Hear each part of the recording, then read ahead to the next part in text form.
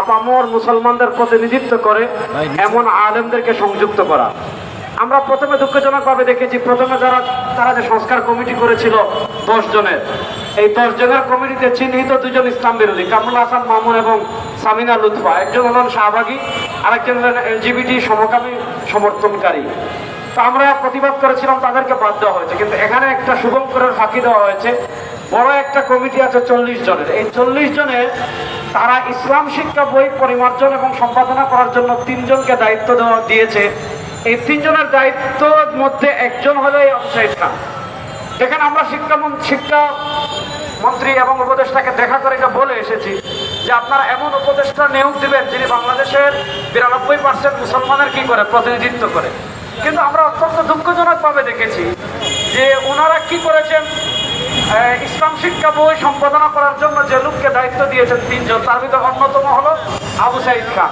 এই আবু সাঈদ খান আর 2013 সালে শাহবাগে যে অভিজিৎ মারা গিয়েছে, ওই কুখ্যাত অভিজিৎ আর আবু সাঈদ, এই দুটার ভিতরে কোনো পার্থক্য নেই। আমি বললাম, দেখেন আবু সাঈদের লেখা বই আমি আপনাদেরকে দেখানোর জন্য সাংবাদিক বন্ধুরা নিয়ে এসেছি। আপনারা এটা যদি মুসলমান হন এটা প্রচার করবেন। দেখেন, প্রচলিত প্রকৃত ইসলাম একটি পর্যালোচনা। এই যে আবু সাঈদের আমরা অব্যাহতি মানে অপসারণ দাবি করছি, তার লেখা এই বই প্রচলিত প্রকৃত ইসলাম একটি পর্যালোচনা। দেখেন এই বইয়ে শাহবাগের অভিজিৎ যা বলেছে নবীর ব্যাপারে, এর চেয়ে জঘন্য বক্তব্য দেখেন সে এই বইয়ের 32 নম্বর পৃষ্ঠায় দিয়েছে। সে এখানে বলেছে আমাদের নবী শ্রেষ্ঠ নবী, আমাদের নবী সর্বশ্রেষ্ঠ নবী।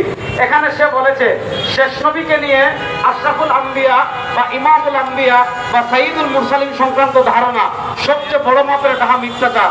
ইসলামের নামে এ যাবৎকালে যত মিথ্যা উদ্ভাবন করা হয়েছে তার মধ্যে বলা হয় এটি হচ্ছে সকল মিথ্যার মা, অর্থাৎ নবীকে সর্বশ্রেষ্ঠ বলা এটা হলো সকল মিথ্যার মা।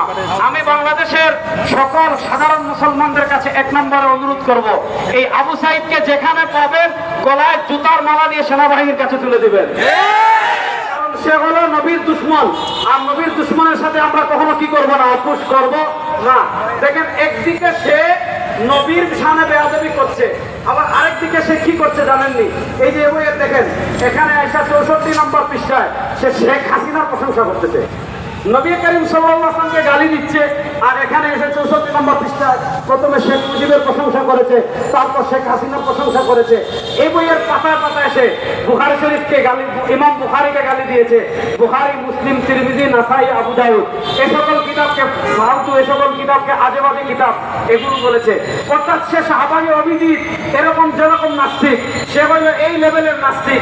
এরকম একটা নাস্তিককে অপসারণ তো করতে হবে, যদি না করেন বাংলাদেশের মানুষ চেনে হিচে নামিয়ে ফেলবে আপনাদের।